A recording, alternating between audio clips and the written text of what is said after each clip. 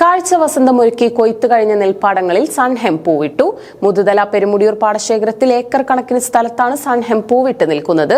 യാത്രക്കാർക്ക് മനോഹരമായ കാഴ്ചയാണിത് പകർന്നു നൽകുന്നത്. കാഴ്ച വസന്തമൊരുക്കി കൊയ്ത്തു കഴിഞ്ഞ നെൽപ്പാടങ്ങളിൽ സൺഹെംപ് പൂവിട്ടു. പച്ചവളത്തിനായാണ് പയർവർഗ്ഗത്തിൽപ്പെട്ട സൺഹെംപ് പാടങ്ങളിൽ വിതയ്ക്കുന്നത്.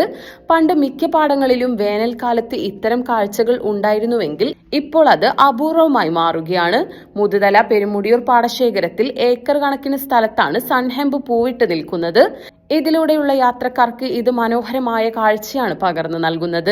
മകരക്കൊയ്ത്തു കഴിഞ്ഞ പാടശേഖരങ്ങൾ ഉഴുതുമറിച്ച് വിവിധ തരം പയർവർഗ്ഗങ്ങൾ ഇടവിള കൃഷിയായും വളത്തിനായും കർഷകർ വിതയ്ക്കാറുണ്ട്.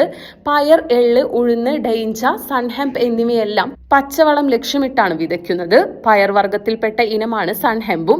എന്നാൽ ഇത് വളത്തിന് മാത്രമായാണ് ഉപയോഗിക്കുന്നത്. 1.5 മുതൽ 3 മീറ്റർ വരെയാണ് ഇത് വളരുക. മഞ്ഞ നിറത്തിലുള്ള പൂക്കളാണ് ഇതിന്റെ ആകർഷണം.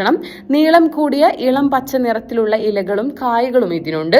കായ ഉണങ്ങിയാൽ അകത്ത് വിത്തുകൾ കുലുങ്ങുന്ന ശബ്ദവും ഉണ്ടാകും. നാട്ടിൻപുറങ്ങളിൽ കിങ്ങിണിച്ചെപ്പെന്നും കിളിക്കാമ്പെട്ടിയും എന്നൊക്കെ ഇതിനു പേരുണ്ട്.